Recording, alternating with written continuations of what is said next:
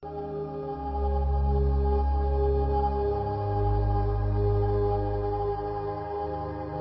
small town in South Wales is the birthplace of a remarkable sporting legend. It's here that Joe Calzaghe first laced up a pair of boxing gloves and dared to dream. 15 years into his professional career, and Joe Calzaghe has realized that dream. Over a decade of dominance as the super middleweight champion of the world, he's punched his way to a perfect record, undefeated in 44 fights. And yet, incredibly, question marks remain. Critics carp that he's never been out of his comfort zone. He's never proved it where it really counts. Not Cardiff, but Las Vegas, Nevada, where boxing legends build their legacy round by round. It's great to be here.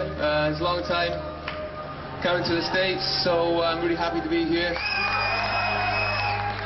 And so it was that the low-key but brilliant British boxing superstar rose to that irresistible challenge. He would headline in Las Vegas, he would fight above his natural weight class, and his opponent would be one of the greatest boxers of his generation, a self-proclaimed living legend. Once again, British boxing fans flocked in their thousands to Las Vegas, Nevada, the fight capital of the world, for the second time in 5 months, playing host to a super fight involving one of Britain's finest. This time, perhaps the finest. So, could Joe Calzaghe succeed where Ricky Hatton came up short and leave the Nevada desert victorious, his flawless record intact? 5 fights, 45 wins.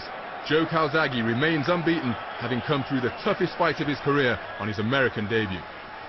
Back at his training headquarters in Newbridge, we caught up with the new world #1 in the light heavyweight division.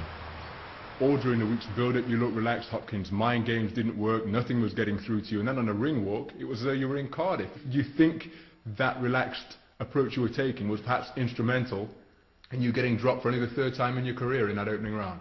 It's difficult to say. You know, I can't blame myself being relaxed for getting it. Basically, I got caught with a good shot. You know, looking at it, I fell in. You know, I knew he was going to look for the right hand. He caught me with a good right hand, and what can I say? You know, you can all just say why I got caught with a punch. I got caught with a punch. And, you know, it takes less than a second to land a punch, and bang, that was it. But you know, I'm more proud of the way I've got up from the punch. Like I showed before, it's only the 3rd time in my entire life in my career that I've ever been on the floor, and I did what I've done the other 2 times. I've got up and won, and that's the sign of a champion. I just felt like, you know, I let my punches go after 4 rounds and let the combinations go. You know, I just felt I was outworking him and everything. And you know, you could see with him in I think it was at the 9th round when he feigned a long blow, which obviously if you look at it, it's just above the cap, and it was more of a spinning round rather than it was a proper punch. And I think this corner, somebody said that they heard him in the corner say that he'll take a rest in this round.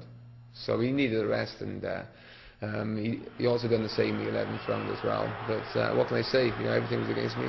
Still managed to win. And you're convinced in your mind that you did enough to win? Because he's saying he's robbed. That's what Bernard Hopkins is saying. Listen, he's saying I'm not marked up, I won the fight. Marked up doesn't mean nothing. This is headbutts. How am I marked up? You know, you say he busted me up. This is a few days after the fight. I got a mark on my nose that it was a headbutt. Hey, I feel great.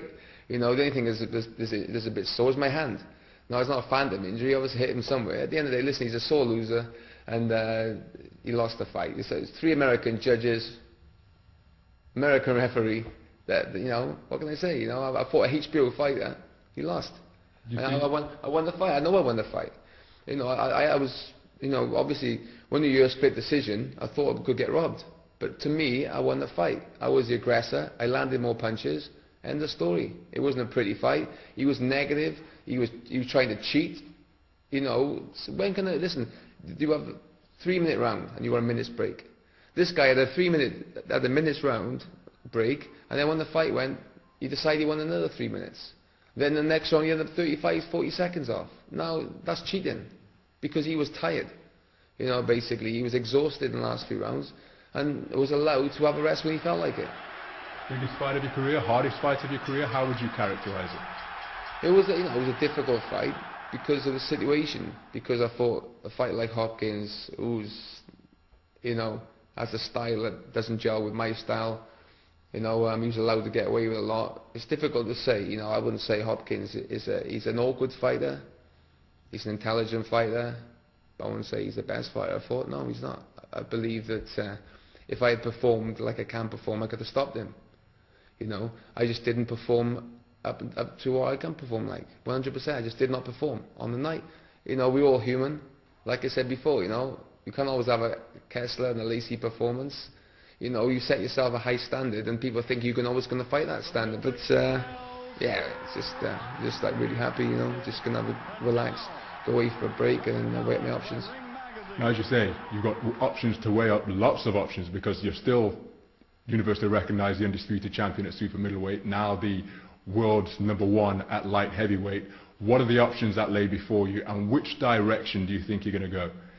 Like I said, I'm not sure at the moment. It's fantastic to be you know, the ring champion, prestigious ring champion at 2 different weights. I'm not sure if any fighter's ever done that. So it's brilliant, you know. Still champion at, you know, at super middleweight as well. I can still make the weight. It's not a problem. You know, I came in 2 pounds under the light heavyweight division. You know, so maybe I'll go back down. You know, I'll fight better at super middleweight. Maybe it's good for me to start a bit to make the weight. Maybe I was just too comfortable making light heavy. I'm not sure. But the options there, you know.